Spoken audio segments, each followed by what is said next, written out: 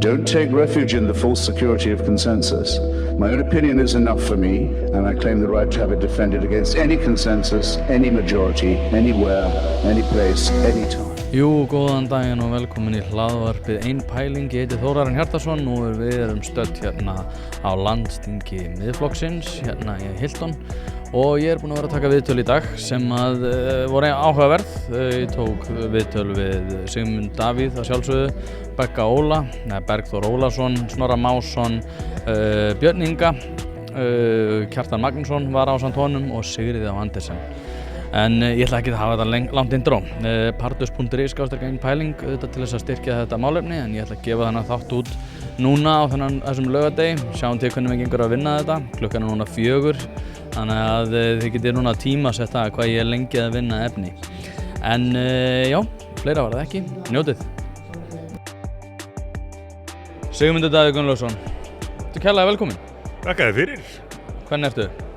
Ég er ljómandi góður, hress, ánægður, spenntur. Ég var að hlusta á ræðina þína áðan. Þú ert í stuði. Já, takk fyrir það. Ertu ekki sammála því? Já, ég upplifði það allavega þannig að ég sé í miklu stuði. Þetta er rosalega skemmtilegt. Landsþing eru nú alltaf skemmtileg, en það er búin að vera einhvern veginn svo mikil stemning í aðdraganda þessa þings. Svo vel mætt og mikill áhugi. Komist miklu færri að en vildu til að kjósa hér á morgun. En fyrir vikið þá eru bara þeim fleiri sem að taka þátt í umræðinni hérna og störfum þingsins. Já, það er mjög skemmtilegt. Mér langar að ræðina þína. Já, þú fjallaðir þannig réttrúnaðinn, þú fjallaðir vondar ákvarðanir. Já. Og að almenn skynsemi væri ekki svo almenn. Nei, þetta hefur lengi verið mikið áhuggefni mitt og þetta er frústrerandi, ég skal alveg viðurkenna það. Þegar maður í svona mörg ár er búin að horfa upp á rangar ákvarðanir stjórnvalda sem að manni finnst einhvern veginn augljóst frá upphafi að séu rangar. Bara ef menn skoða staðreyndir mála og hafa sér í samræmi við það. En það hefur orðið einhver mikill viðskilnaður við raunveruleikann í stjórnmálum samtímans og menn stjórnast af einhverjum kreddum, einhverri fyrirframmótaðri hugmyndafræði, réttrúnaði samtímans og þá er bara litið framhjá staðreyndum mála og mér fannst þetta til dæmis mjög sláandi, hafandi reyndar haft miklar áhyggjur af þessu lengi en það var samt svolítið sjokk eftir morðið á Charlie Kirk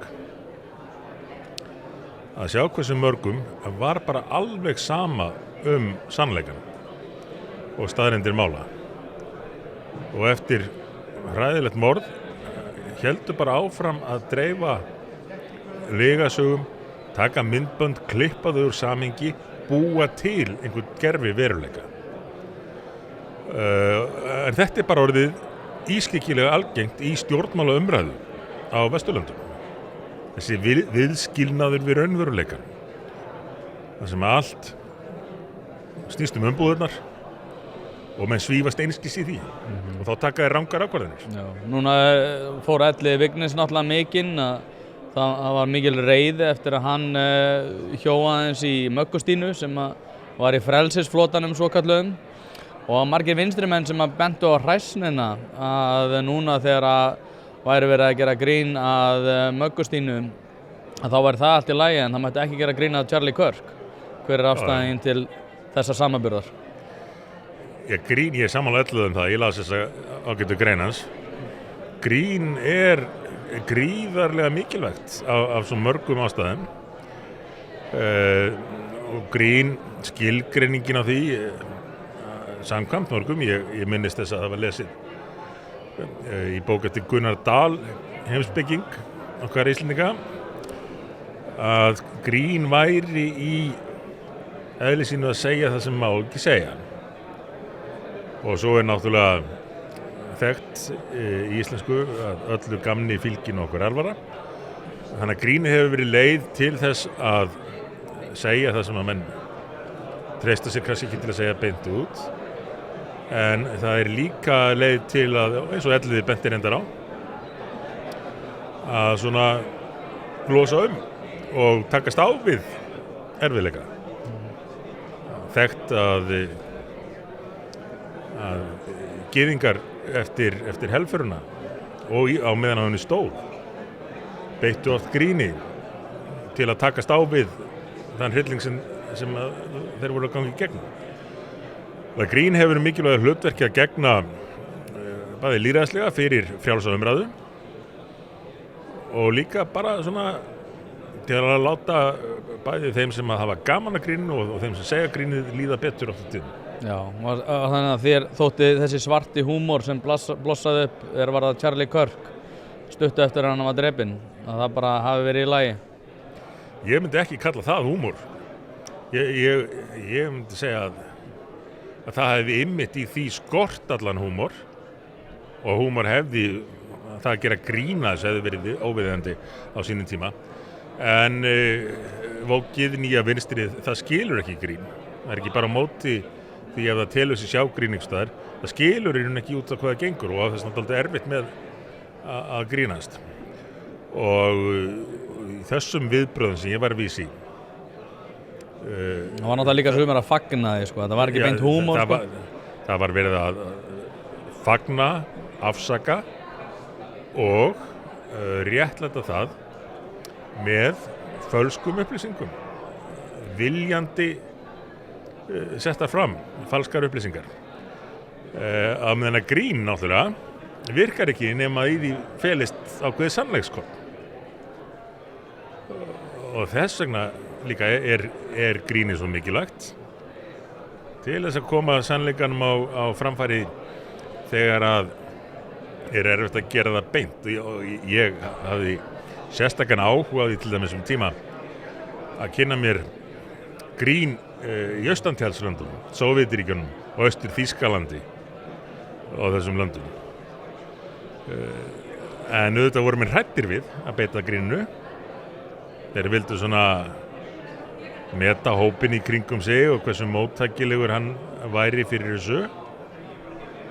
En gerðu það stundum með því svona smátt að færa sig upp á skaftið með brandarana.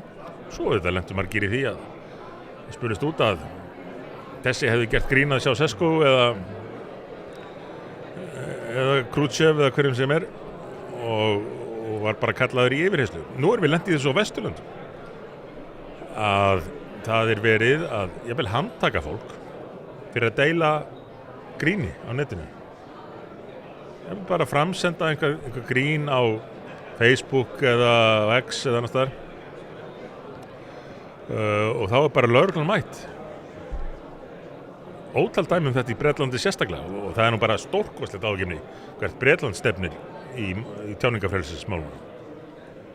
Snorri Másson var nú líka fyrir ákveðnum, það var mikil viðbrögð þegar að hann sagði að það væri bara til 2 kyn og þá reis mikið, margir, kerfið langar maður að segja, margir embættismenn upp á afturlappirnar, mótmælt honum harðlega og í rauninni gerði ákveðna atlögu að honum, borgarstjórn skapaði eða færði fram samþykkt það að hann væri náttúrulega hræðilegu maður. Alveg ótrúlegt mál á allan hátt og þessi tillaga Einars Þorsteinssonar var náttúrulega, ég held að hann ekki sjálfur skiljaði þannig, það var náttúrulega bara stórkostlegt grín að borgarfulltrúi sjálfur í einhvern stórkostlegum vandræðum með allt sitt skuli sjá tækifæri í því að leggja fram í borgarstjórn ályktun sem hann ætlaðist til allir samþykktu það ákveðin þingmaður ætti ekki að fá að tjá sig umdeild mál. Þetta bara svo lýsandi fyrir hversu galið þetta allt saman orðið. En þetta þróunin og þá kem ég nú að öðru sem kannski örlítið út fyrir efnið en samt ekki mjög stórt mál. Það oft sagt nú til dags að vókið sé dautt. En jú, við höfum séð að það fleiri og fleiri átt að sjá því hvers konar rugl þetta allt saman var og fleiri að þóra tjá sig það. En vandamálið eins og að þetta var orðið inngreift í stjórnkerfið eins og þú komst inn á varandi viðbröðin við athugasemdum Snorra. Það er komið vók í allar grunnstofnanir samfélagsins og þær bara halda áfram á sinni braut. Þær taka ekkert mið, allavega ekki hratt af því þó að almenningur sé að átta sig og bregðast við og búin að fá nóg af röglunum. Þar er bara lagt meira undir, double down í þessu og birtist meðal annars í því að beita lögreglu, dómsvaldi og öðrum stofnunum samfélagsins til að keyra áfram stefnu sem að er í raun hrunin en þetta er eins og í sögunum nýja fötin keisarans sem ég minni stundum á að flestir þekki grundvallaratriði sögunar þá gleymist oft hvernig hún endaði þegar barnið var búið að benda á að keisarinn væri nakinn og hann og hirðin áttuðu sig á því og almenningurinn áttaði sig á því og samt hélt keisarinn áfram.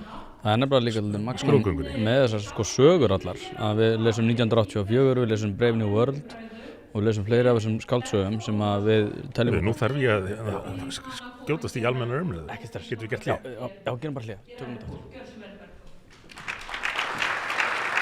Nú eins og þið sáið, þá er Sigmundur Davíð hlaupinn. Hann þurfti að hlaupa í miðju viðtal út af því að hann er að fara í almennar umræður upp á sviðin.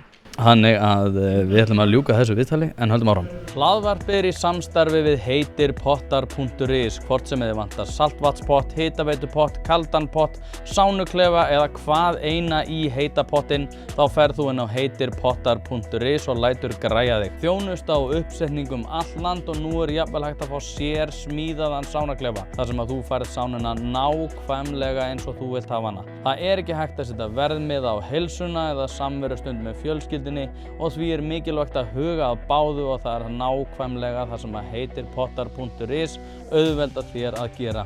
Hvort sem þú ert að endurnýja gamla pottinn eða gera þetta frá grunni þá getur þú sendt skilaboð á netinu eða bara einfaldlega kíkt í verslunina að Fosshálsi 13 en þar er opið alla virka daga milli 10 og 17 og á laugardögum milli 10 og 14. Ekki drolla við þetta, þú veist að þið langar í heitan pott og sánu heimtíðin, heitirpottar.is græja þetta fyrir þig. Björn Ingi Hrafnsson, Kjartan Magnússon, verið kærlega velkomnir. Takk fyrir það. Og það er eiginlega hægt að bjóða mig velkomin líka. Við erum hérna á þingi sem þið eru búin að vera að sjá. Já. Hérna meðberinn, hvað er það sem útskýrir þetta? Er það Snorri Másson, er hann svona peppandi? Er það öðruvísi stemming í samfélaginu? Eflaust bara allir mögulegi þættir og líka þeir sem þú nefnir. Það er stemning, það er mjög margir að ganga til liðs við Miðflokkinn og þeir sem hafa setið á þessum þingum áður segja að það sé mjög mikið af bara fólki sem er að bætast í hópinn og það er sem betur fer ekki bara fólk sem er komið eitthvað til þess að reyna að hafa áhrif á einhverja kosningar heldur láta til sín taka í málefnastarfi er að ganga til stjórnmálaflokk af því að það hefur áhuga á pólitík og vill láta til sín taka og allir sem hafa setið landsfundi flokka hvort sem þetta flokksting, landsting eða landsfundir vita að þetta er stórmerkilegar samkomur eins og þú sér bara þegar þú fylgist hérna með.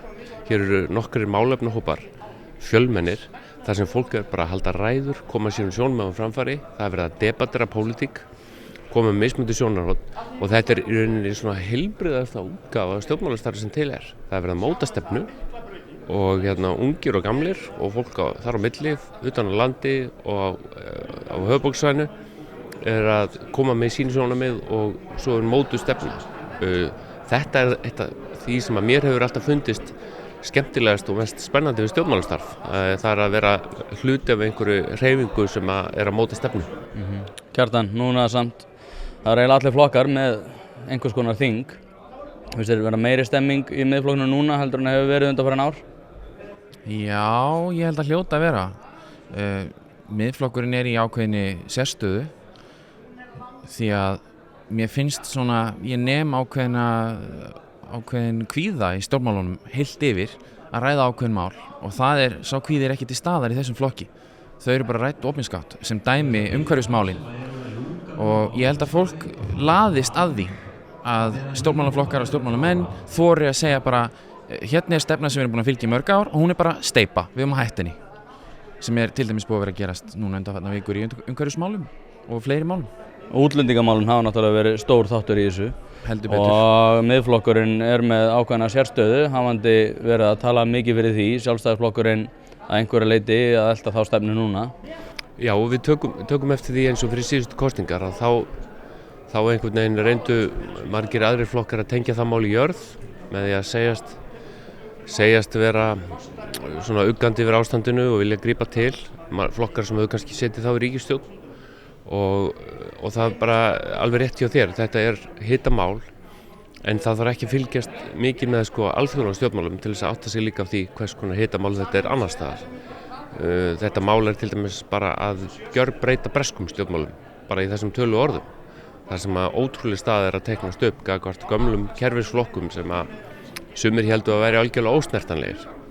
Í Frakklandi þá lifir ríkisstjórn varla lengur en 4 mánuði og í Þýskalandi, Austurríki, Hollandi er saman på teningnum. Það hefur gefist stjórnvöldum mjög illa að reyna að setja tappa á þetta og banna fólki að tala eða hugsa það sem blasir við öllum.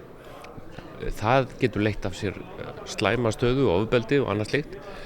Þetta eins og hverjum mál verður einfaldlega vera hægt að ræða og finna þá skynsamlegar leiðir að mínum að þetta alls ekki með einhverjum rasisma heldur bara með heilbrigði skynsemi. Það er ástæða fyrir því að öll Vesturlönd hafa komið sér upp landamærakerfi bara sem dæmi.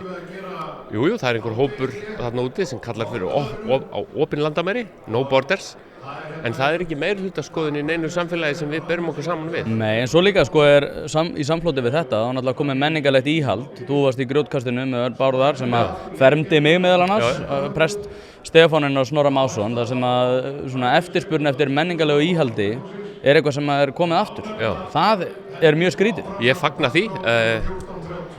því vegna þess að ég held að í grunninn séu mjög margir þeirra skoðunar. Margir hafa verið feimnir við að tjá þessar skoðunir sínar vegna þess að það er búið að lemja svo marga í hausinn í svona myndrænni merkingu með því að það sem voru að hugsa, það sem voru að segja séu óæskilegt eða megi ekki segja.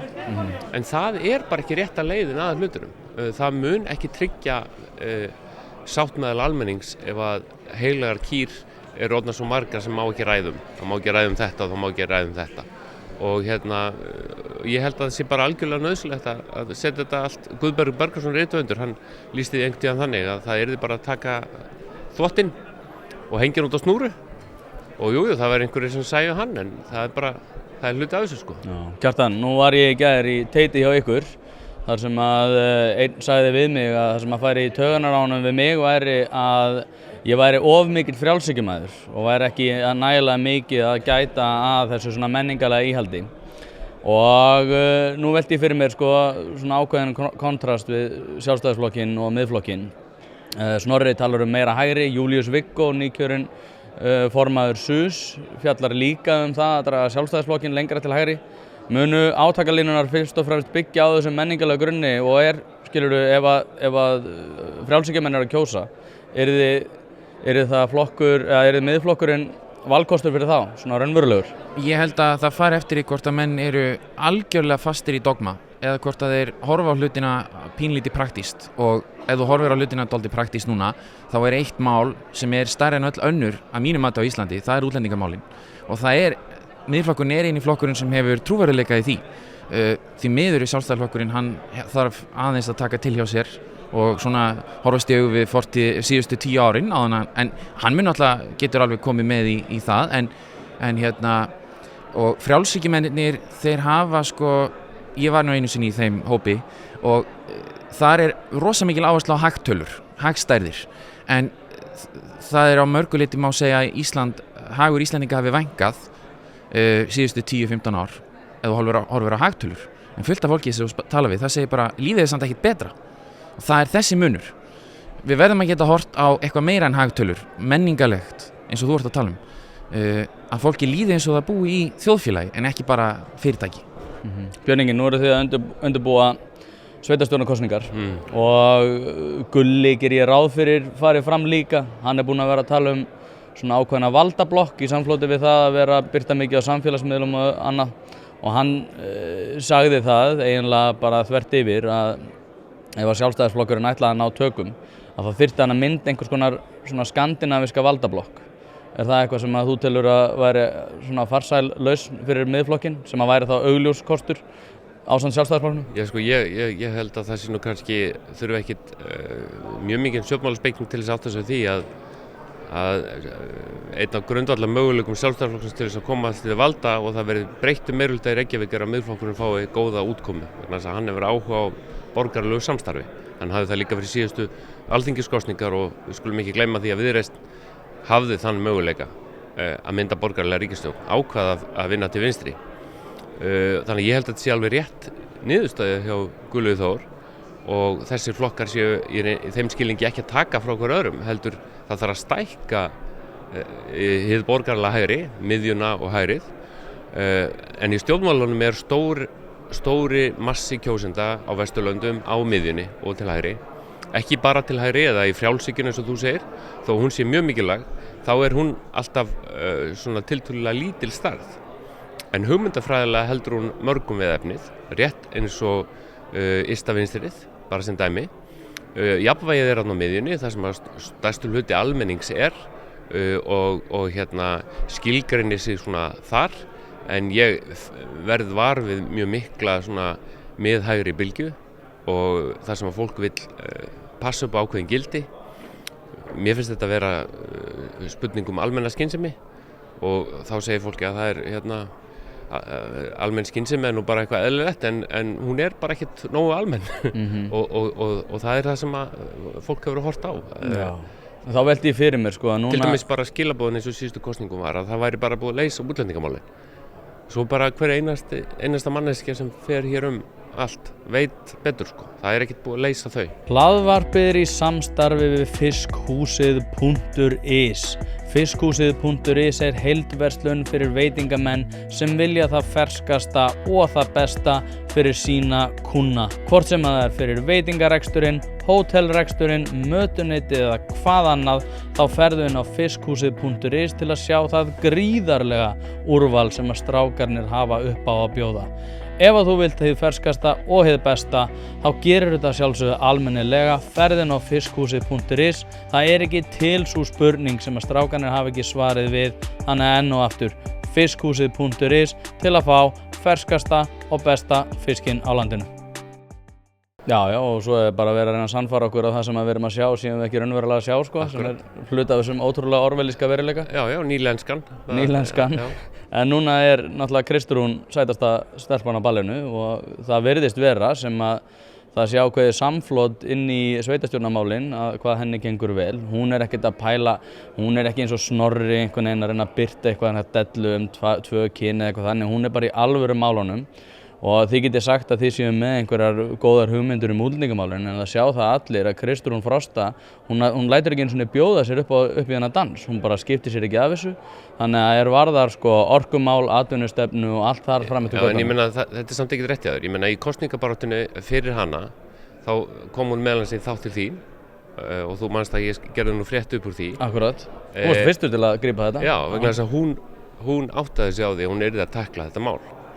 Og hún þyrfti að gera það svona á óformlegum vettvangi til þess að þetta væri komið út í kosmosið og svo gæti þá einhverjir innan samfylkingar að túlka það með sínum hætti og aðrir með sínum hætti. Þannig að helmingurinn kom og sagði nei, þetta er engin stefnubreyting, hvað láti ekki svona og meðan aðrir sögðu, heyrðu, hvað er manneskjan að tala um. Þannig að þetta er hægt að gera með ákveðinni taktík. Hún er forsætisráðherra og hún er að mörgu leyti mjög flottur og öflugur forsætisráðherra. Vandi hennar er sá að hún er að styrkja sig og samfylkingin er að styrkja sig án þess kannski að hafa gert mjög mikið. Áramótin fer fólk að finna það í sínu eigin veski þegar fjárlagafrumvarpið fer að tikka með alls konar hækkunum sem eru misvinsalar pólitískt eins og allir vita. En hennar vandamál verður líka eins og aðrir forsætisráðherrar eru upplifað að halda samstarfsflokkunum góðum.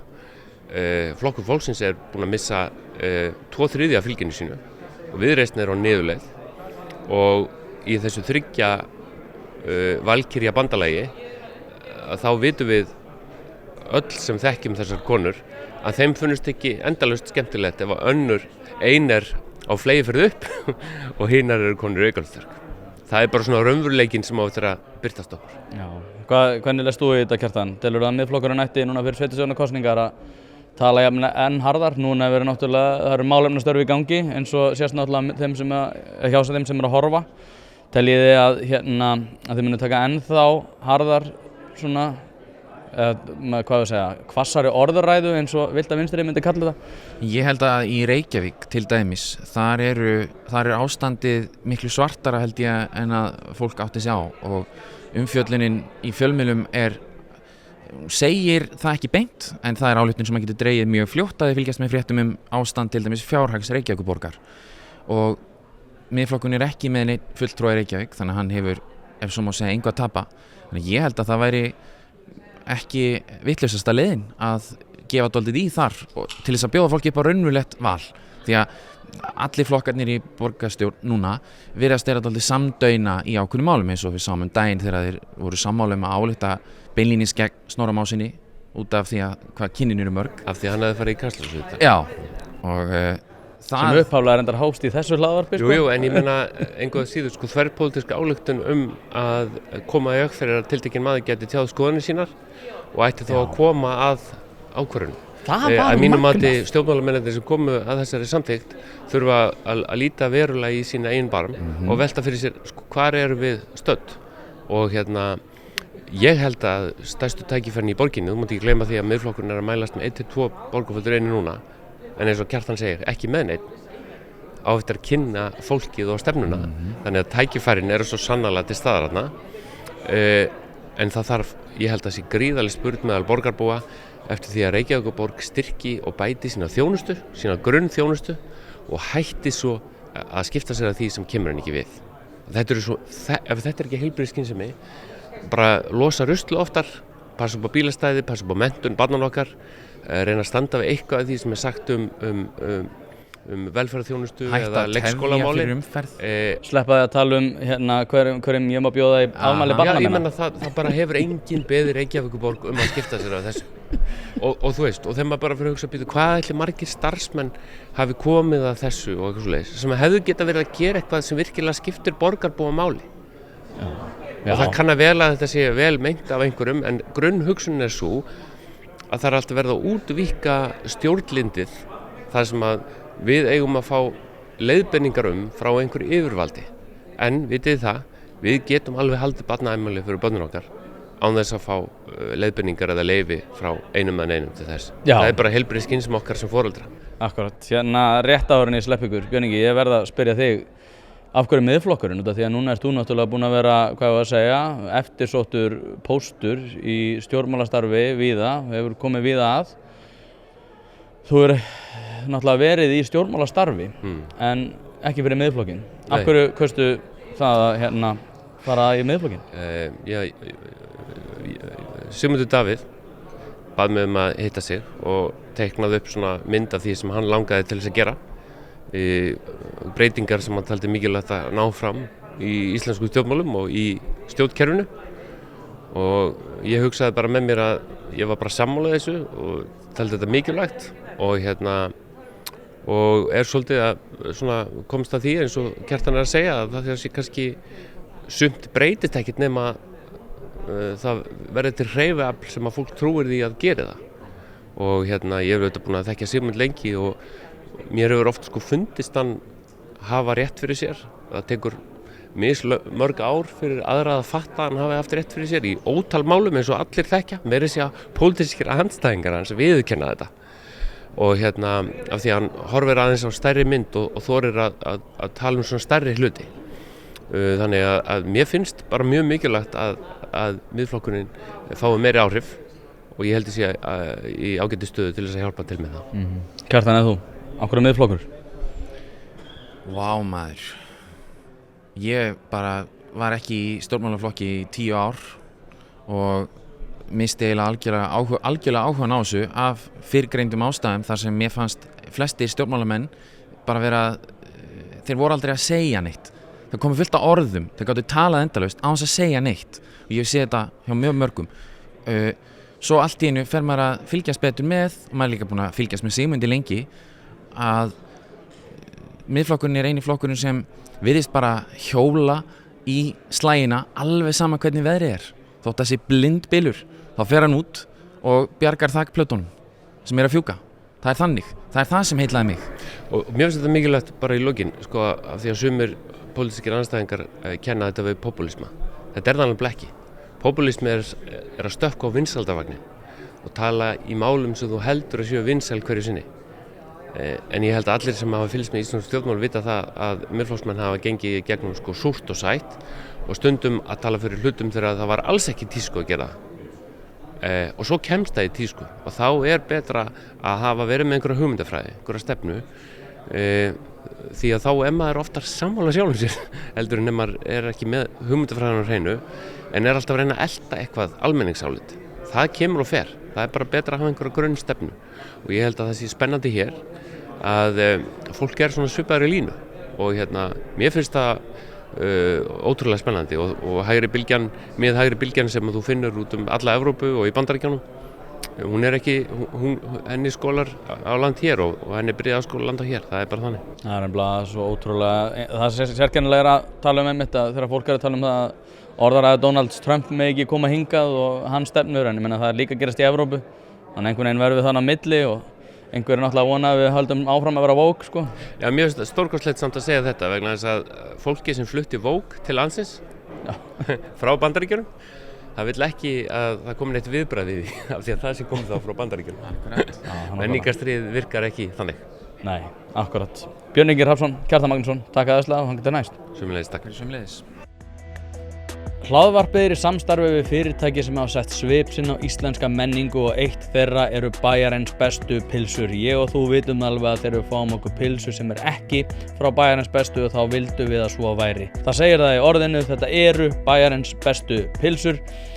Þið vitið það, ég veit það, skellið þessu hlaðvarpi í eyrun, farið á næsta sölustað og kaupið ykkur tvíhleypu ásamt einhverju góðu að drekka. Snorri Másson. Ertu kærlega velkomin. Já, þakka kærlega fyrir og takk fyrir að koma á þingið. Já, heyrðu, bara sjálfsagt mál. Þetta búið að vera, það er mikil orka. Já, þú ert með puttar á púlsuna þannig að þú veist hvað þú þarft að vera. Nákvæmlega. Þetta hlutin að gerast. Er það ekki? Og þú ætlar í varaformannin? Jú, ég í framboði til varaformanns núna. Í dag er laugardagur, þannig að við erum að kjósa varaformann á morgun og ég er komin í varaformanns framboð. Og þar eru líka Bergþór Ólason og Ingibjörg Davíðsdóttir, þannig að við erum nokkur úr þingliðinu sem að freistum þess að fara í þetta tiltekna hlutverk innan flokksins sem varaformaður og þannig að maður útskýra aðeins að líka hugmyndin með varaformanninum að þetta ekki aðeins innan gæðsala bara staðgengill formanns heldur mjög afmarkað hlutverk að til viðkomandi á að sinna innra starfinu svokölluðu, grasróta starfinu í flokknum að halda svolítið utan það, þannig að það hlutverki sem maður er að bjóða sig fram í. Núna er náttúrulega Bergþór Óla hefði verið fyrir flestum eðlilegasti kosturinn fyrir, hálfu ári, segjum ár jafnvel. Þú ert tiltölulega nýbyrjaður í stjórnmálum þannig, en þú hefur komið inn með offorsi. Af hverju telurðu að þú sért betri kostur? Ég veit að þú segir núna náttúrulega að allir eru þetta frábærir frambjóðendur. Það er ekki að fara með klísjurnar fyrir. En í alvöru tala fyrst að það tekið fram að klísjurnar eru sannar það eru allir mjög hæfir í þetta embætti sérstaklega allir þessi frambjóðendur sem eru núna og þótt ég segi sjálfur frá ég fer fram vegna þess að þessi hugmynd kemur fram á einhverjum tímapunkti og skapast þetta umræða og ég fer að tala við fólk í flokknum og það er náttúrulega líka önnur klísja í framboðsfræðinum og fólk segir að það séu margir að hvetja sig til þess en þá verður það bara menn að trúa mér þegar ég segi það var og mjög stór hópur innan flokksins samkvæmt minni upplifun sem að mjög áfram að ég geri þetta og það að segja skipta miklu máli að ég fari í þetta hlutverk. Hvers vegna það? Þá náttúrulega hlýtur fólk að vera ánægt með eitthvað af því sem maður er að gera og hefur fram að færa og sömuleiðis það þá að hugsa það hvernig flokkurinn kemur auðvitað almenningi fyrir sjónir, það að segja hvernig svipur á forystunni, heildarmynd forystunar og það það sem að ég augljóslega að benda á að ég náttúrulega ungur maður þannig að á vissan hátt bæti ég ákveðnu við heildar ásýnd forystunar ef ég þar inni og breikka aðeins bilið í forystunni og svo sömuleiðis segi ég náttúrulega líka aðalega bara að ég núna búin að vera í 1 ár inn í þinginu að djöflast og vera með greinaskrif og umfjöllun á miðlum og inn í þingi að hamast og annað eins þetta bara skemmtilegast að vinna sem ég get hugsað mér.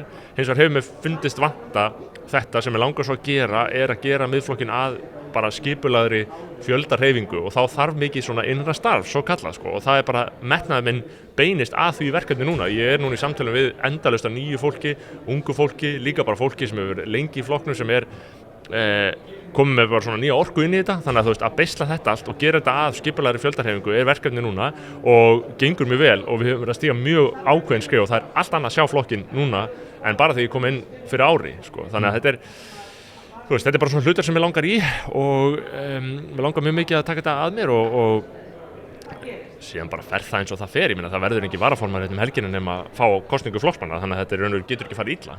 Nei, nákvæmlega. Og þá út af því að seinast við tölum saman, sem nú bara ekki langt síðan, það var bara daginn, að þá spurði ég hver tilgangur lífsins væri og hvort þú væri stríðsmaður eða hvernig þú sagði þetta fyrir þér.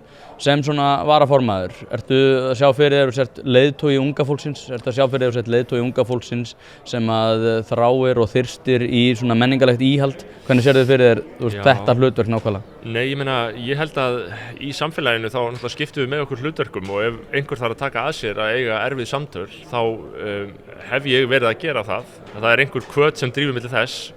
Svona freudiskar rætur þeirra hvatar, ég get ekki alveg gert grein fyrir þeim en það eitthvað sem drífur mig áfram á því sviði ef það þýðir þá að fólk sem að til dæmis kannski hefur ekki rödd og getur ekki talað uppátt sín hugðarefni að það leiti til mín og treysti á mig, þá það rosalega jákvætt fyrir mig og þá líður mér alveg raunverulega þegar við tölum tilgang lífsins, þá líður mér raunverulega eins og ég hafi einhvern ágætan tilgang hér á jörðu þó að maður sé aldrei alveg ánægð með allt sem maður að gera, maður vill alltaf gera eitthvað aðeins meira en það þá sannarlega köllun fyrir mig að í raun og veru standa í stafni þá í vissum skilningi eins og þú segir fyrir svona hreyfingu skynsams fólks sem hafnar auðvitað sannarlega pólitískur réttrúnaði þar að segja og hefur áhyggjur að pólitískur réttrúnaði sé líka að leiða okkur í gönur á ákveðnum sviðum sem hann að gera.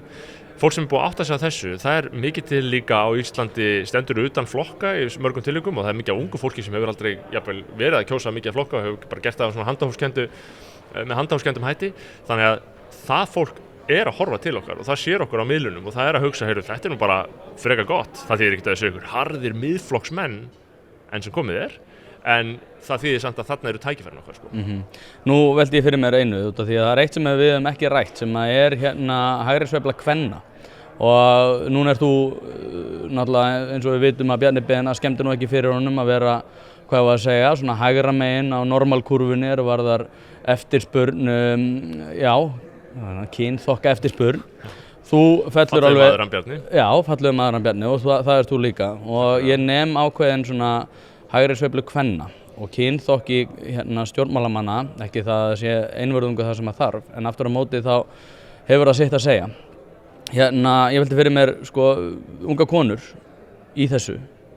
Það hægri sveifla og ég var á skrallinni í gær og þar var einmitt fullt af stelpum sem að koma upp á manni og segja svona sko ég sammála þér og Snorra en ég bara get ekki talað með því vinahópnum. Nei, ég hef alveg sannarlega velt í fyrir mér hvernig sjónarmiðin liggja hjá þessum ágæta kjósendahópi okkar sem eru unga konur og það stundum svona reynt að klína á kannski til dæmis menn eins og mig að þetta sé svona ungi karlar sem fylgja honum og sannarlega eru ungi karlar margir einmitt sólgnir í sjónarmið sem eru svolítið andstæð við þau sem hefur verið haldið að þeim til dæmis í skólakjörun og fjölmiðlum og í kerfinu öllu undanfarin árum að þessu vondir og eitraðir og ég veit ekki hvað þurfa að gefa eftir af sínum réttindum til handa einhverja alls konar annara hópa, þetta er svona þreytandi umræða fyrir kallana. En síðan það konurnar og þær eru nefnilega margar, finnst mér núna, að því að við höfum náttúrulega verið með ef við tölum bara feminisma í víðum skilningi þá hefur við verið með mjög margar bylgjur af feminisma. Það fyrsta bylgja, önnur bylgja og þriðja bylgja og það ekkert allar eins. Sjónarmið að kynin hafi jafnan rétt fyrir lögum og annað eins. Að mörgu leyti hefur sú ágæta barátta flækst inn í mjög flókna margvíslega aðra marxíska baráttu með annarri og þriðju bylgju feminismans og róttækum feminisma sem að jafnvel segir bara kynin nú kemur ykkur sem fylgist með sem jafnvel, eins og við höfum nú rætt í þínu þætti sem jafnvel segir að kyn sé bara algjörlega einhver hugmynd og annað eins þannig að félagslegt fyrirbæri þannig að kannski búið að taka einmitt hennan fyrsturbyggju feminisma í einhverju skilningi og rænunum og fara með hann inn í eitthvað annað og þá kannski finnur fólk sig sem að sannarlega stundum með rétti kvenna augljóslega finnur sig svolítið líka landlaust bara heyrðu hvar stend ég og hvar fólk sem að bara tala fyrir réttindum og mannréttindum en ekki komið í eitthvað allt annað pólitískt agenda og ég held að það sé sannarlega hópur og svo það líka einmitt bara að konur nenna heldur ekki í mörgum tilvikum þessari endalausu fórnarlamsvæðingu sem að felst einmitt í þessum að hluta til ákveðnum öngum þessa róttækafeminisma. Að öðru leyti þá náttúrulega líka bara rosalega margir þættir sem spila inn í það sko hvernig fólk endar á að kjósa, félagslegi þátturinn sem þú nefnir að fólk svona þorir ekki alveg að fara alla leið. Ég held að hann sé líka í mörgum tilvikum ekki bara þannig að fólk þorir ekki að segja skoðanir sín, heldur líka að það bara hreinlega leyfir sér ekki stundum í ákveðnum tilvikum að kjósa ákveðna hluti, bara vegna þess að það bara finnst það óhugsandi þótt að hugsanirnar í raun og veru bendi til þess. Ég að mörgu leyti upplifði það á einhverjum tímapunkti í mínu lífi að maður svona var eiginlega farin að hugsa einhvern veginn allt öðruvísi en höndin hún drífur að einhverju sem að maður svona upplifir örugt félagslega í einhverju skilningi.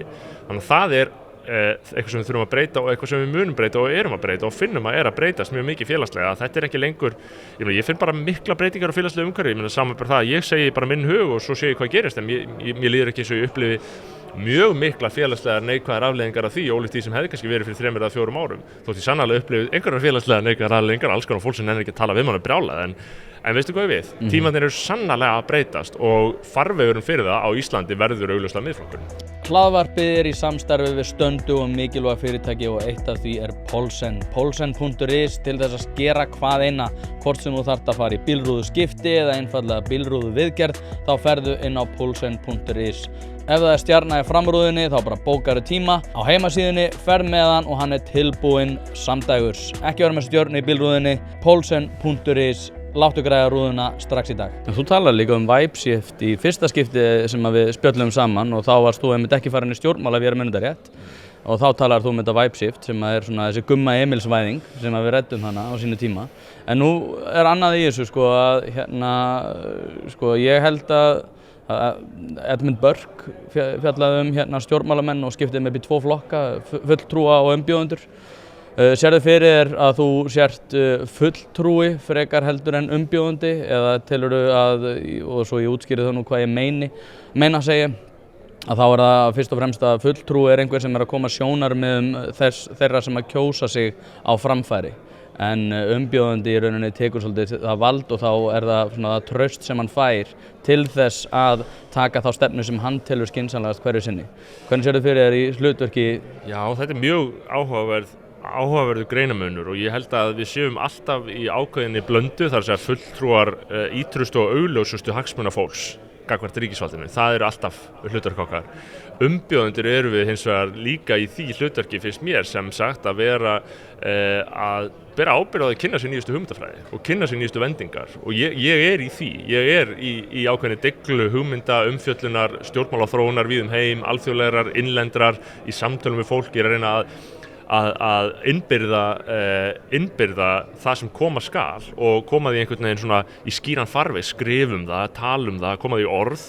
Þannig ég náttúrulega viss umbjóðandi og ég segi við fólki, heyrðu, ég kannski með einhverja hugmynd í dag sem að þið finnst svolítið grófa í sig að segja þetta svona eða ég ætti kannski bara að tala minna um þetta eða eitthvað svona, en þá segi ég, treystu mér, ég að tala um þetta að þetta skiptir máli.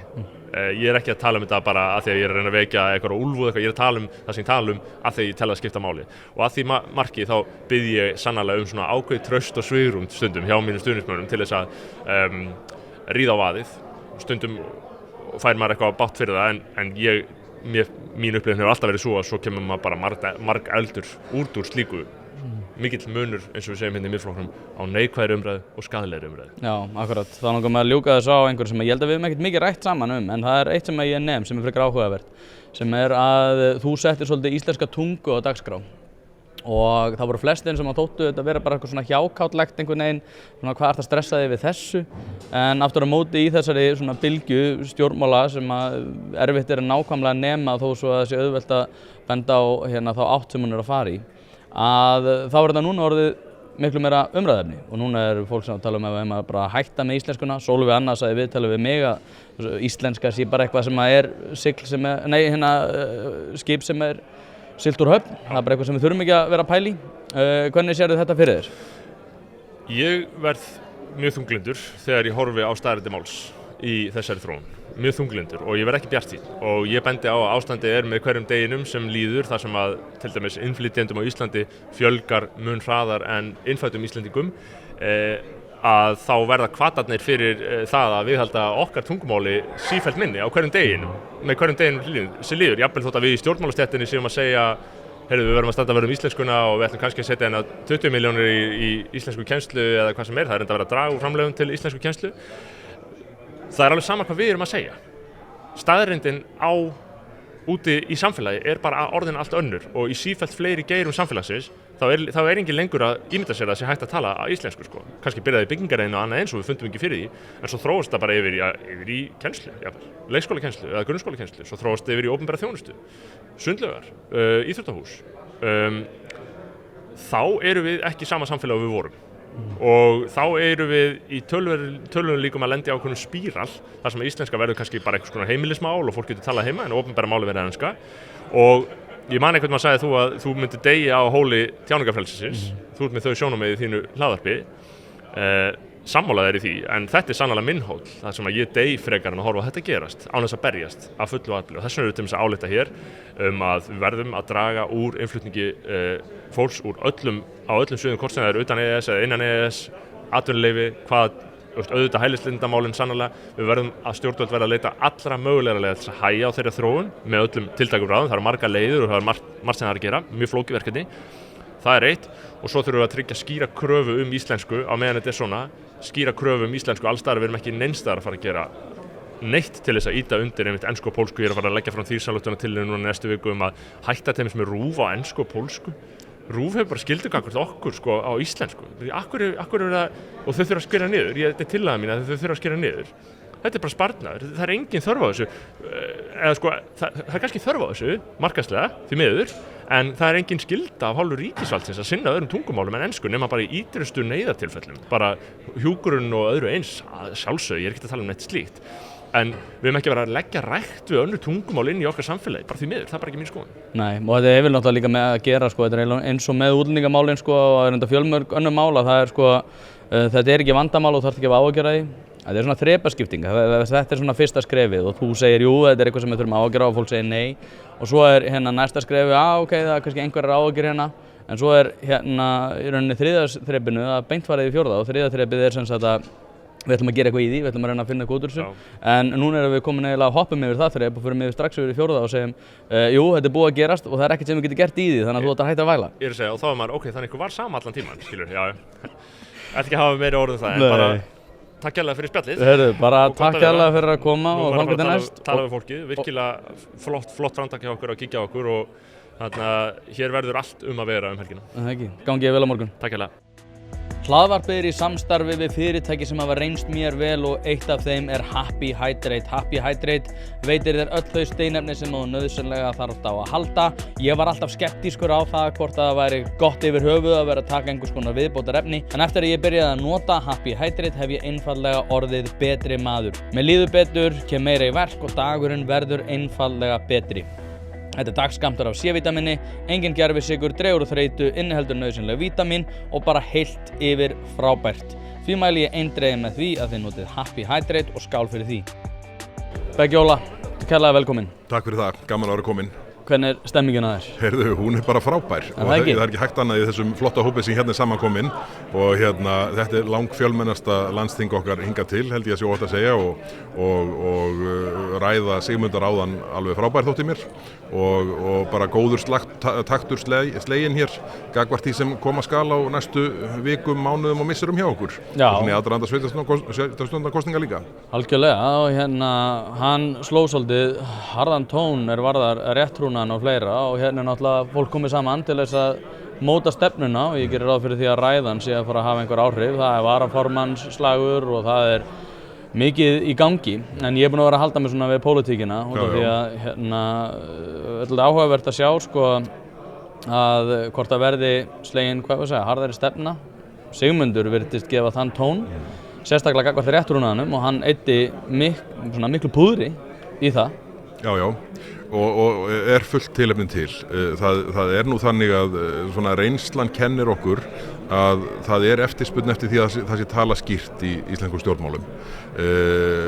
Tveggja manna þingflokkurinn sem fór hér í gegnum síðasta kjörtímabil, hann fór ekki 18,7% í Gallup með því að tala í kringum hlutina.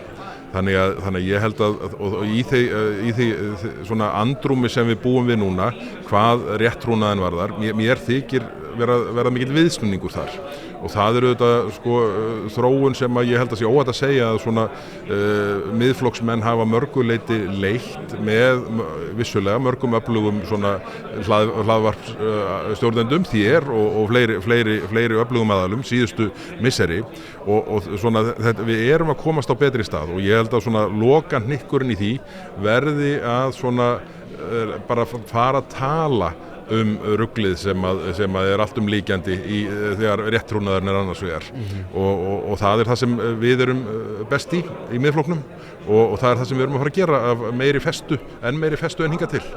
Hvernig horfum við á svona, hvað við að segja, pólitíska taumhald? Það núna miðflokkurinn, hann svona kallaður yst á hægri, samt ekki frjálshyggjuflokkur, svona ákveðið svona menningarlegt íhald.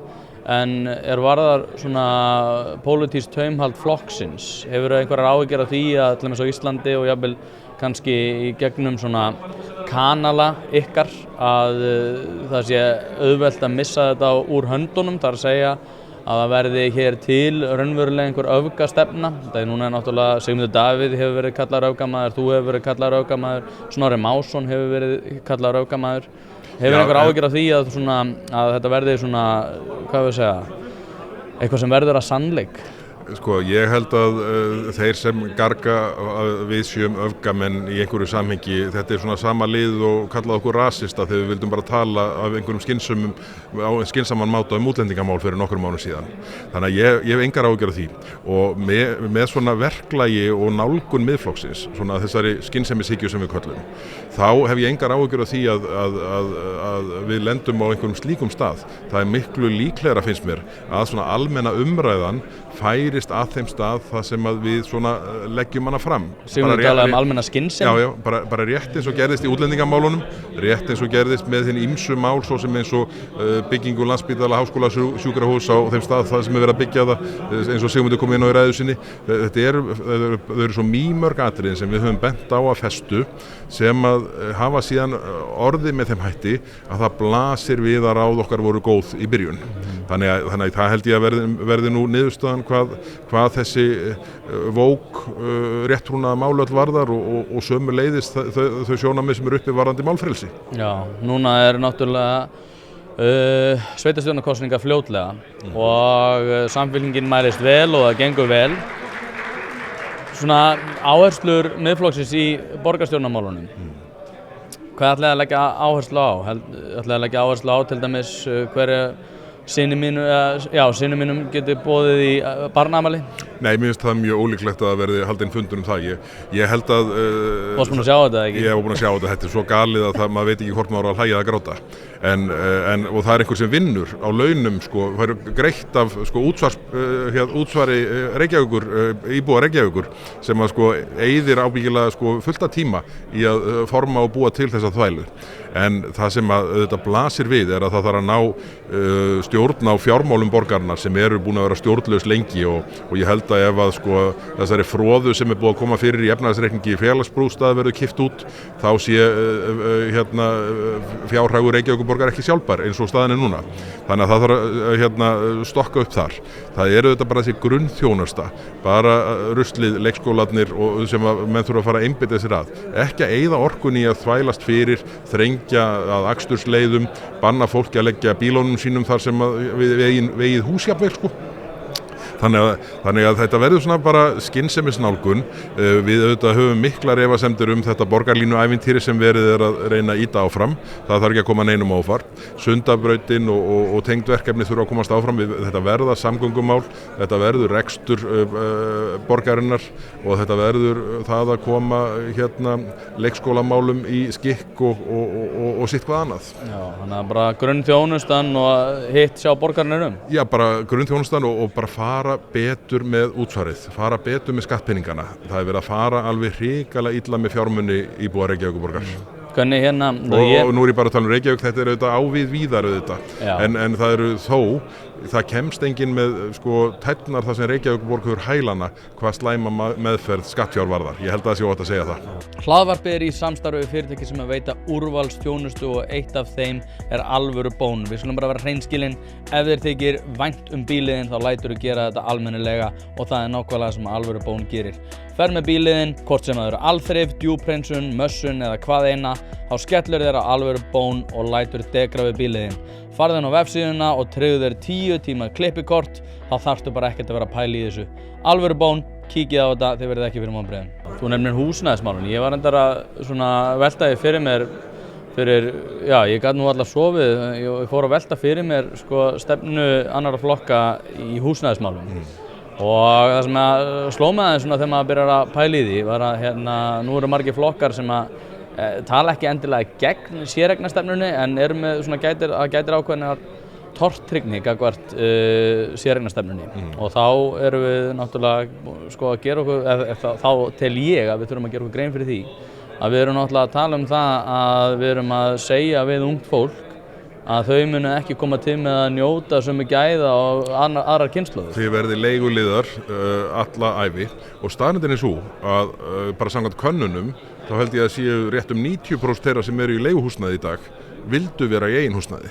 En þetta er framtíðarsýnin sem verður að bjóða ungu fólki upp á að vera leiguliðar til langra framtíðar og þetta er auðvitað það sem við verðum að koma að skikka á. Það þarf að brjóta nýtt land nógu til að því, það þarf að auðvelda ungu fólki að komast inn á markaðinn, það þarf að auka lóðaframbúð, það þarf að gera verktökum kleift að búa til íbúðir sem er eftirspurnir eftir, ekki þessa þvælu sem nú er verið að reyna að tróða upp á íbúa höfuðborgarsvæðisins með bílastæðalausum hverfum og hvað þetta heitir allt saman. Þannig að þetta allt þarf að nálgast af skynsemi og þar eru við sterkust. Já, það er nefnilega sko sérkennilegt að fylgjast með því að þegar að allir virðast vilja eiga eigið húsnæði að þá er einhvern veginn fært rök fyrir því sko náttúrulega búin til einhver sérverkefni sko sem eiga að vera óhagnaðardrifin en koma út í stórkostlegum plús út af því að þeir þurfa náttúrulega ekki greiða fjármagns það eru ekki að greiða fyrir það fjármagn bara skattar og gjöld nálgaðir með öðrum hætti sko. Nákvæmlega og þeir eru náttúrulega ekki að borga vextina, það er orðið sem ég var að leita. Þannig að þetta er stórkostlega sérkennilegt og samt er sama fólk sko að tala um það að þurfum einhvern veginn að vera að auka leiguframboð en telja svo að sko húsnæðisvandinn muni koma til með að leysast einmitt með undir þessum formerkjum og maður er að sjá forsvarsmenn lífeyrissjóðanna tala um þetta, forsvarsmenn Flokks fólksins en af hverju telur þú að þetta rof sé? Sko, meir og minna allar aðgerðir sem stjórnvöld hafa gripið til í ansi langan tíma, af því í gegnum fyrri vinstristjórnina sem satt hér í 7 ára undan þessari nýju, þá voru allar aðgerðir í húsnæðismálu meir og minna snéru að því að ýta undir félagslega hlutan, ekki að auðvelda almenna uppbyggingu bara hagkvæms húsnæðis fyrir almennan markað. Sama er að gerast núna hjá þessari nýjustu vinstristjórn og ég held að pólitísku skilaboðin séu bara því miður öll í þá veruna að hér skuli byggja upp svona samfélag leiguliða og það er eitthvað sem Miðflokkurinn mun ekki taka þátt í. Nei, hvað að öðru, orkumálinu. Núna náttúrulega kom Hörður Arnarsson fram og sagði bara að það væri ótrúlegt að við komum sjálfum okkur í þessu stöðu. Að alls konar minnihlutahópar geta bara kært sig inn í hvaða ferli sem er og það tekur áratugi að sækja hvaða orku sem er. Hvað sérðu fyrir í þessum efnum? Ég er bara algjörlega sammála því sem að Hörður Arnarsson forstjóri Landsvirkjunar sagði þarna. Þetta er grátleg staða sem við finnum okkur í og þetta er algjört sjálfskaparvíti. Ég held að sko flestar þjóðir sem við berum okkur saman við myndu sko bara grátbiðja að vera í þeirri stöðu sem við erum hvað varðar aðgengi að góðum orkuframleiðslukostum.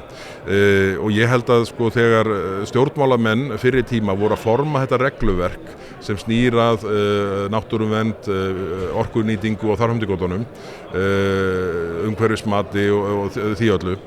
Ég held að engum hafi dottið til hugar að regluverkið yrði misnotað með þeim hætti sem að raunin hefur orðið. Og við verðum bara að hafa kjark til að segja, heyrðu, nú er komið gott, nú þurfum við að framleiða meira orku. Við erum, eins og Hörður Arnarsson sagði, munum finna fyrir því í verri lífskjörum næstu 5 árin að við höfum komið okkur í þessar ógöngur. Ég hef talað fyrir því gegnum allt síðasta kjörtímabil að við ættum að fara svona það sem ég kalla sérlaga leið, setja sérlögum virkjanakosti sem í nýtingaflokki þannig að þau bara komist áfram og hvort sem til einföldunar þetta að segja það gefið út framkvæmdaleyfi bara gagnvart hverri virkjun fyrir sig. Nú komið fram þingmál þetta sem að ég meðflutningsmaður á og ég vona að það, nú mun reyna á hvort það einhver meining á bakvið þetta hjá orkumálaráðherranum Jóhanni Páli að vilja virkja meira eða hvort honum líður vel í þessu reglufargani sem að þvælist fyrir öllu og kæfir allt. Sjáum bara sorgarsögu Hvammsvirkjunar sem er nú kannski skýrasta dæmið í seinni tíma. Já, en erum við samt ekki að byrja á öfugum enda? Ég meina þú talaður skaðmenntun hérna í síðasta hlaðvarpi sem við tókum. Fólk fer í sífellt auknum mæli á örorku á ungum aldri sem bara mál sem greinilega mikil feimni við að tala um. Mjög áhugaverðar tölur sem að held ég að komið upp bara skömm eftir að ég var í síðast í þetta í höfður. Já, og ekki vandinn kannski bara sá að við erum að sjá að ungt fólk fyrir kulnun, við erum að sjá skaðmenntaða, sjálftillaða fórnarlæmsvæðinga sinna, eyðileggja fyrir sjálfum sér og lífskjör næstu kynslóða með eigin framtaksleysi varðar allt sitt líf. Erum við ekki að byrja á öfugum enda? Þurfum við ekki bara Íslendingar að vera duglegri? Íslendingar þurfa að vera duglegri. Ég held að ég skrifaði nú einmitt pistil í Morgunblaðið núna á föstudaginn í gær. Þar sem að ég var að reyna að draga fram að við þyrftum að aðlaga regluverk okkar þannig að það ýtt undir dugnað og drift í staðinn fyrir að vera hvetja til þess að fólk væri, ég ætla ekki að segja bótaþegar en svona væru ekki nettó skattgreiðendur eða legði ekki sitt að mörkum og það er held ég til mikils að vinna að svona ná að endurstilla kerfið því að bara fjölgun þeirra sem eru á örorku auðvitað að eiga sér stað í hlutfalli sem að ekki sjálfbært til lengri tíma. Allur hópurinn sem fer í nám sem að blasir við að lítið gagnir af, jafnvel skaði og fleira slíkt. Þetta verður ekki lagað nema með aðkomu Miðflokksins, held ég að sé óhætt að segja. Ég held að bara það sé engin flokkur annar í færum til að draga svona mál sem að þarf að nálgast með skynsemi og laga að borðinu nema Miðflokkurinn. Íslands eina von? Íslands eina von, það nú bara þannig. Bergþór Óla, takk hérlega fyrir að koma þangað til næst. Já, bara gaman að koma. Að kaupa eða selja húsnæði ein stærsta ákvörðun lífsins. Þess vegna skiptir máli að hafa ekki bara sölumann heldur ráðgjafa þér við hlið. Hlaðvarpið fjallar mikið húsnæðismál og því það í samstarfi við þá færustu í geiranum hjá fasteignasölunni Pálsson. Pálsson fasteignasala leggur áherslu á persónulega þjónustu, fagmennsku og gagnsæi. Notast við sérstaka ferla sem að tryggja það að bæði kaupendur og seljendur vita upp á hár hvernig að þessu staðið. Allt frá undirbúningi myndatöku til loka sölunar. Boðið upp á fría ráðgjöf og verkfæri eins og eignavakt.is sem sér til þess að þú missir aldrei af réttu eigninni og verðmat.is sem hjálpa þér að taka upplýsta ákvörðun verð. Heimsæktu pálssonfasteignasala.is og fáðu þína persónulegu ráðgjöf strax í dag. Sigríður Á Andersen, kærlega velkomin. Já, takk fyrir það. Verð þú velkomin hér á landsþing Miðflokksins. Þú ert svo fyrsta sem að býða mig velkomin. Ég er alltaf að bjóða sjálfa mig velkomin. Já. Herðu, byrjum bara á landsþingi. Já. Þú ert nú vön að hafa farið á landsþing Sjálfstæðisflokksins. Landsfund, já. Landsfund, fyrirgefðu. Hvernig finnst þér munur vera? Þetta auðvitað minna í sniðum en því mun svona kannski skilvirkara og menn svona ná að fara yfir sviðið. Hérna svona svipað uppbyggt, málefnastarf en bara hér á ýmsum borðum hérna á sama stað, þannig allir hafa tök í sjálfu sér að fara í allar þessar málefnanefndir sem eru 5 sýndist mér, já. En þetta í rauninni voða svipað en svona kannski minna í sniðum þetta. Já, útlendingamálin. Þú hefur nú látið þau varða. Nú var að komast á friður í Palestínu og ég veit að þú hefur fjallað þessi Palestínumál og varst meðal annars í vikulókunum með minnir, þar sem að þú talar frelsun gíslana sem núna eitthvað sem verður að raunveruleika. Breytir þetta afstöðin eitthvað til þeirra hælisleitendamála sem hafa nú Já, þú hefur bæði snert á náttúrulega verið þinni sem dómsmálaráðherra á sínum tíma en núna komin friður á þessu svæði, við erum með mikið af fólki hérna. Hver þín afstaða til svona sjónarmiða frá Íslandi? Já, ég veit ekki hvort að hægt sé að setja þetta í samhengi við það. Ég auðvitað bara hlakka til eins og aðrir að sjá gíslana frelsaða og skilur reyndar ekkert í því að það skulle ekki hafa verið gert bara strax á fyrsta degi. En það verður að hafa sinn gang en ég eins og aðrir fagna auðvitað bara þessum friðarsamningum sem hafa tekist þarna og er spennt að sjá hvernig í hvað átt menn ætla að fara í uppbyggingu á þessu svæði. Já, ég veit ekki hvort þetta, hingað var komið margir frá Gaza. Ég sá reyndar frétt sem að mér blöskraði nú í gær sem fjallaði dóm yfir einu manni sem að kom hingað frá Gaza fyrir 3 árum, maður var fréttina, ég hef ekki lesið dóminn. En hann sem sagt felldur dómur yfir honum núna í vikunni fyrir hrottalegt ofbeldi gagnvart fjölskyldu sinni, eiginkonu og börnum. En það kemur eins og fram að hjónaband hans ekki viðurkennt af íslensku stjórnvöldum, dómstólnum eins og dómstólnum bendir á, að því hann kvæntist stúlkunni þegar hún var barn ennþá og slík hjónabönd eru að sjálfsögðu ekki tekin gild hér á landi. En hann kemur hérna einn á eigin vegum fyrir nokkrum árum en fyrir 2 árum fór utanríkisráðuneytið í einhverjar sérstakar aðgerðir að sækja fólk á grundvelli fjölskyldusameiningar sem þessi maður hafði greinilega fengið. Og mér finnst bara þessi dómur og þessi umfjöllun þetta mál vekja upp svo margar spurningar sem ég tel óhjákvæmilegt að utanríkisráðuneytið og mögulega önnur stjórnvöld þurfi aðeins að svara fyrir hvernig var farið á þessum tíma með upplýsingar þetta fólk, þar að segja á hvaða grunni samþykktar voru fjölskyldusameiningar á grundvelli greinilega hjónaband sem að íslensk löggjöf heimilar ekki og viðurkennir ekki. En það virðist vera þannig og svo kemur fram í dómnum sem til þess að bæta grá ofan á svart að þessi hrotti hefur beitt þessar konur meinta eiginkonu sína og börn sem voru átt með henni hrottalegu ofbeldi, kynferðisofbeldi og öðru ofbeldi líka á Gaza. Og það var það sem er áhugavert kannski fyrir lögfræðingu aðra, það var reynt þarna greinilega að ákæra hann fyrir brot á Gaza og þess vegna fjallar dómstóllinn það að hann hafi ekki lögsögu yfir þeim brotum en alltaf einu maðurinn dæmdur fyrir brot sem sannarlega voru framin hér á landi. En þetta finnst mér þetta mál vekja upp mjög margar spurningar eins og ég segi og á hvaða grunni fékk hann fjölskyldusameiningu og svo þætti manni áhugavert að vita hvort að á hvaða grunni utanríkisráðuneytið telur sér að hvaða leyti utanríkisráðuneytið gat metið það á þessum tíma það væri þessum konum til hagsbóta að sækja þær þarna á Gaza til þess að koma þeim aftur undir hendur á þessum hrotta. Þetta finnst mér vekja upp miklar spurningar og kannski sýna í hvað miklar ógöngur þessi mál eru komin þegar verið að reka málefni einstakra hælisleitenda hérna í fjölmiðlum og það er gargað og gólað á torgum úti og stjórnvöld eru þannig skipið að þau verðast ekki hafa hrygg í sig til þess að halda kúlinu eða heldur feikjast eins og lauf í vindi og bregðast við eitthvað svona ákalli eins og í þessu tilfelli hefur verið eitthvað fjölskyldusameiningar og svo kemur þetta í ljós. Þetta er alveg ofboðslega sorglegt mál auðvitað og maðurinn er dæmdur í, eins og ég sé, eitthvað 2,5 árs fangelsi, hann verður auðvitað laus eftir nokkra mánuði hér og hvað þá?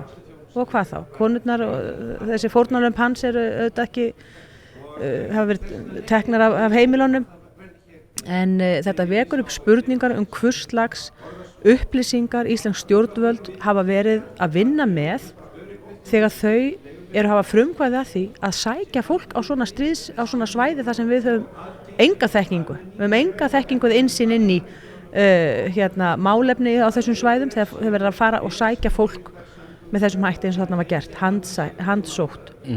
Þannig að þetta ætti að vera mörgum til umhugsunar.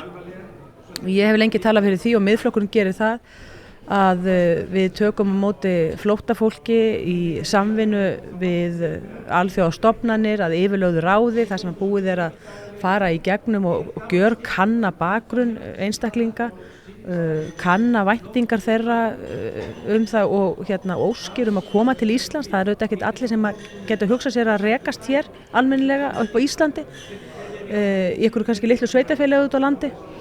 En við höfum talað fyrir því að við höldum áfram að taka flóttamenn á þeim grundvelli, en ekki með þessum hætti að menn komi hér hingað og fái hæli hér en þeir hafa komið hingað sjálfstæðum og kalli síðan eftir fjölskyldusameiningu seinna og síðan meir og þá fylgi þeim einhver jafnvel tugi manna. En þá myndu einhverjir, náttúrulega núna búið að vera að mótmæla mikið þessu stríði sem að nú virðist allavega vera að taka einhvern enda, sama hvað formi hann verður og þrátt fyrir það að það sé ekki endilega pólitísk eftirspurn eftir sjónarmiðum þessa fólks að svo virðir með að við síðustu kosningar að þá hafa þau aftur á móti tekið sér frí úr vinnu auðvitað til þess að frá því að reka hjóla atvinnulífsins og staðið í mótmælum fyrir Palestínumenn þar sem að þeir meðal annars mótmæla fyrir utan utanríkisráðuneytið og annað og þeir myndu mæta þessum málflutningi með því að segja að hérna ert þú að bera fram illa dulbúinn rasisma þar sem að við vitum það alveg að þú getur tekið eitt og eitt dæmi en við vitum líka alveg að íslenskir karlmenn, hvítir og arískir karlmenn geta líka alveg verið að brjóta af sér þannig að það að setja þetta í samhengi við það að þú getur dregið fram eitt og eitt dæmi einhvern hrotta að þá getur ekki yfirfært þetta yfir á fólk sérstaklega þegar það kemur frá þessum stríðshrjáðu löndum og við erum skuldbundin samkvæmt alþjóðalögum til þess að hjálpa. Já, nei, ég alls ekki að setja þetta í samhengi við eitthvað kynþáttið annað. Ég að benda hins vegar á kerfi þegar kemur að hælisleitendum og sem fjölskyldusameiningum.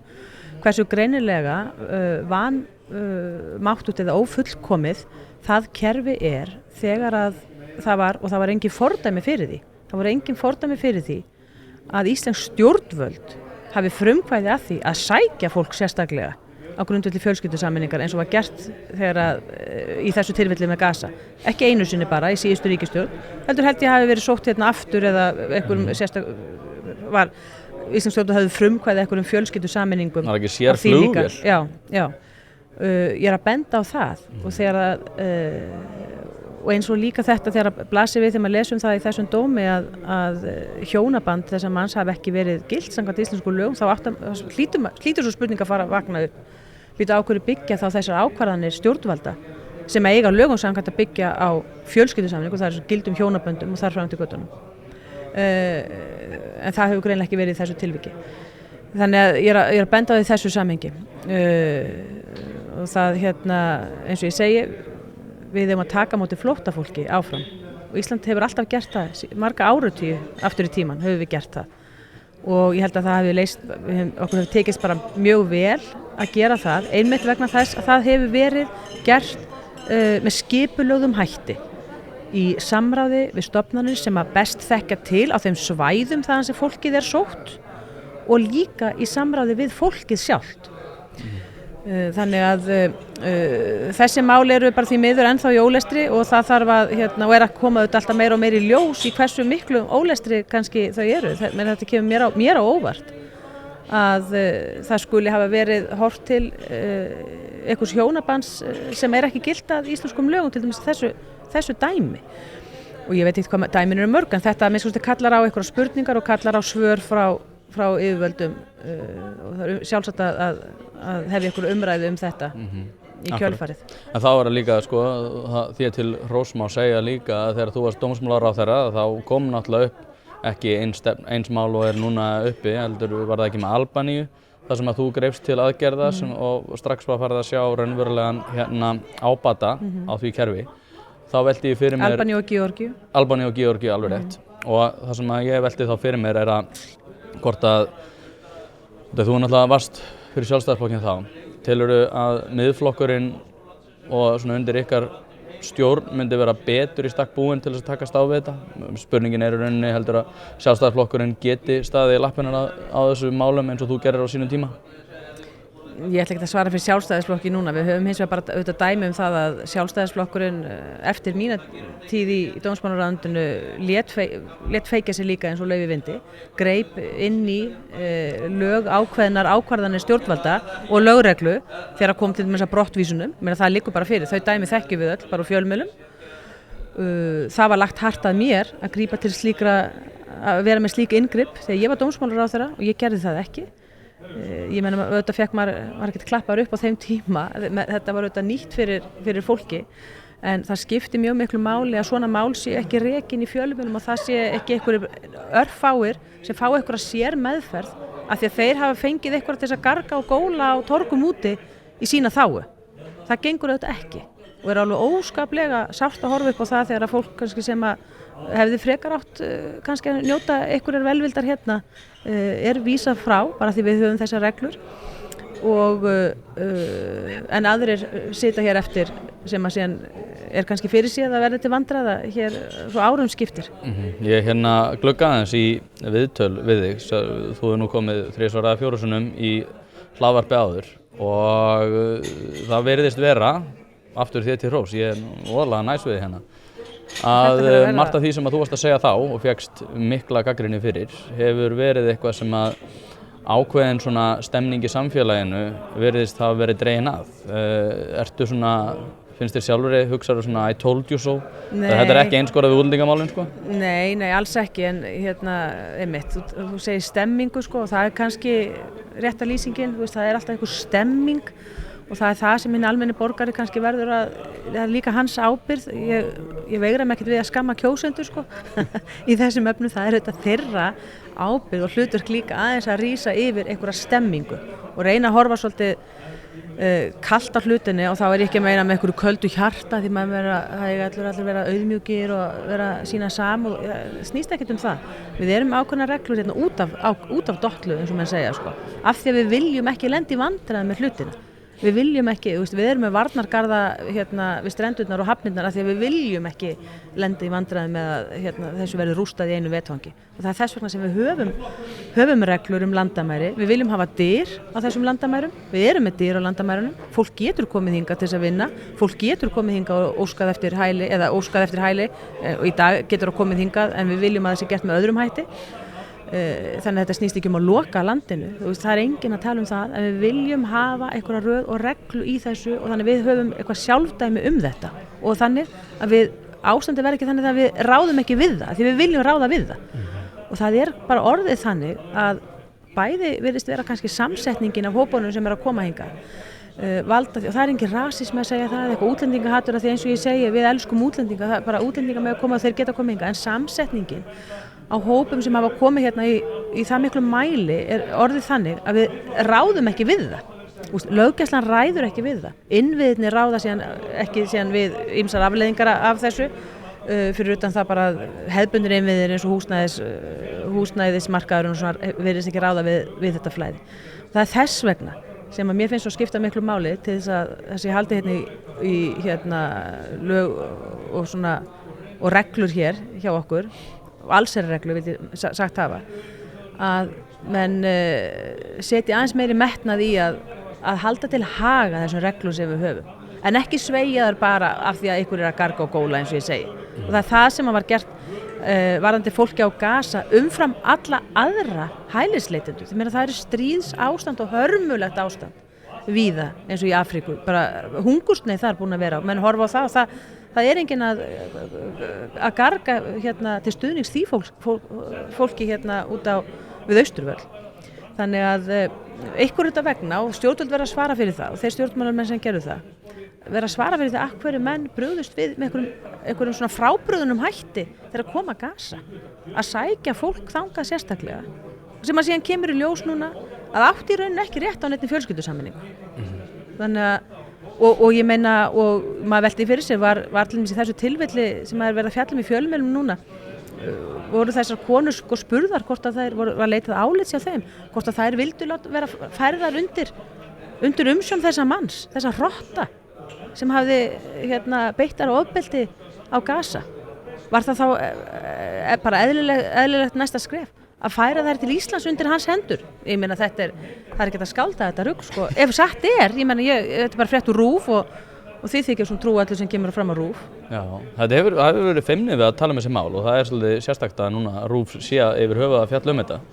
Því að jafnvel þegar þú varst dómsmálaráðherra þá var þetta, allar umræður þetta voru undir allt öðrum formerkjum sko. Já, það var svolítið svoleiðis að það var kannski virkilega að fara að vísa þessum fallegu stelpum úr landi sko. Stelpum sem voru kannski með fjölskyldur í öðrum löndum og svona. Menn settu sér ekkert á dýptina í einu eða neinu. En ég held að flestir séu nú farnir í dag að átta sig á því að hlutirnir eru ekki svona svart-hvítir. Og ég held að almenningur allur, flestir, ég ætla ekki að tala fyrir hönd fólks almennt, en ég held að fólk vilji samt almennt að það sé verið að gæta jafnræðis við ákvarðanum svona mál. Ég held að mörgum hafi misboðið til dæmis mjög ákvörðun Alþingis eða undirnefndar allsherjarnefndar við veitingu ríkisborgararétt síðasta vor. Ég held að flestu fólk hafi misboðið þetta inngrip. Það sem að formaður nefndarinnar Víðir Einarsson svona grípur inn fyrir hendurnar og tekur fram fyrir hendurnar á ákvörðum sem hefur verið teknar og smegir einum einstaklinginn til þess að fá ríkisborgararétt. Ég held að það sé ekki stemming fyrir svona vinnubröðu. Það var það að loka spurningin út af því að það er erfitt að nema nákvæmlega hvað Miðflokkurinn vill gera í útlendingamálunum og þetta verið að meta það og fjallum það hérna. En ég velti fyrir mér sko frá þínum bæturum séð, bara ef að þú verður einvaldur yfir þessu. Náttúrulega ég gerir ráð fyrir því að þú ert sammála því að það er að loka hælisleitendakerfinu eins og er nú stefnan en með félagslega bætur og annað þegar fólk fær náttúrulega alþjóðlega vernd að þá aukast bæturnar og aðgengi mikið. Telurðu að þeir sem eru með alþjóðlega vernd eiga að hætta stuðning við það eða hvernig viltu gera þetta? Já, minnst að draga verulega úr stuðningi úr allskyns stuðningi sem að þeir sem eru að bíða eftir svari við hælisumsókn eru að fá hér. Það er alveg óhjákvæmilegt að gera það og það þýðir ekkert að veifa framan í með einhverjum alþjóðlegum skuldbindingum eitthvað svoleiðis að jafnræði útlendinga menn koma hérna inn á ákveðnum forsendum og við sjáum það bara ríki kringum okkur eru með að bara útfæra þetta með alls konar hætti, útfæra þetta sumstaðar þar sem menn bara þurfa að bíða bara í ákveðnu lokuðu rými en fá ekki útlutuðum íbúðum í einhverju venjulegu íbúðahverfi í höfuðborginni sko eins og er hérna á Íslandi.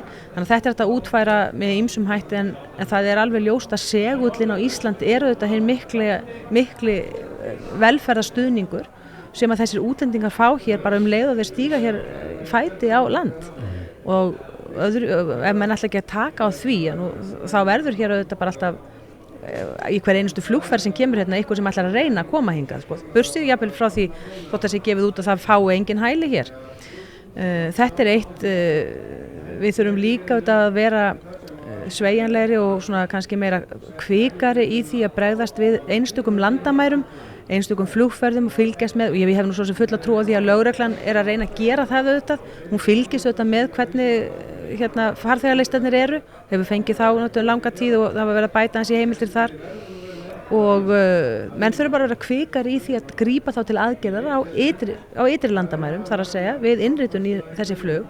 Ef að það þarf, menn meta það þannig að þar sé einhverjar hólur þar sem þurfa að fylla, það þarf bara að gera það. Það getur verið, ég man að þegar ég var í dómsmálaráðuneytinu þá var fór svona fram kostnaðar og ábatagreining á ýmsum aðgerðum og menn mátu þeir, ok, þetta er vandamálin þetta en kostnaðurinn er svo svakalega mikill að grípa fyrir, að koma í veg fyrir lekan þarna, það er eiginlega ódýrar sko að láta það fara í gegnum eitthvað ferli og senda þessu. Þetta kann síðan að breytast með tímanum og menn eiga að það bara vera snöggir til þess að grípa til annarra aðgerða sem að virka. Sigríður Á. Andersen, járnfrúin, má ekki kalla það það? Nei, ég er nú svo mjúka mannin hérna eins og þú veist að Takk aðeinslega fyrir að koma, þá getur næst. Já, það er ekkert.